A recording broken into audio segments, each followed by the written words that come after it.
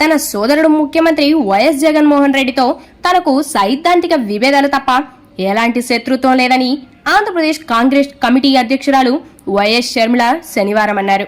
గత ఎన్నికల్లో వైఎస్ఆర్ కాంగ్రెస్ పార్టీ విజయానికి తన మద్దతు తెచ్చి పనిచేశాను.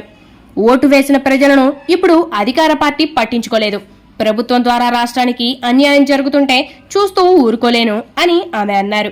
అనకాపల్లి జిల్లా నర్సీపట్నంలో జరిగిన రాజన్న రచ్చబండ ప్రజా ఫిర్యాదుల కార్యక్రమంలోనూ, అల్లూరి సీతారామరాజు జిల్లా పాడేరు అసెంబ్లీ నియోజకవర్గంలో జరిగిన బహిరంగ సభలోనూ ప్రసంగించారు. టీడీపీ, బీజేపీ, వైఎస్ఆర్ సిపిల మధ్య సాగుతున్న బంధం ముక్కోణపు ప్రేమ కథగా ఆమె అభివర్ణించారు.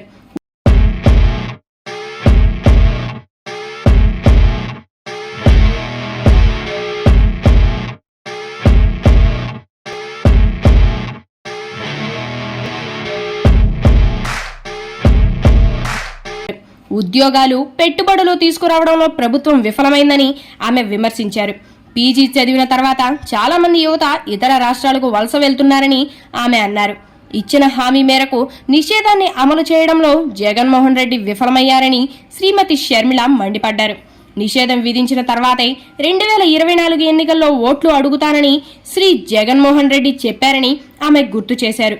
కానీ ప్రభుత్వం ప్రజల ఆరోగ్యాన్ని పణంగా పెట్టి చౌక మద్యాన్ని విక్రయిస్తోంది.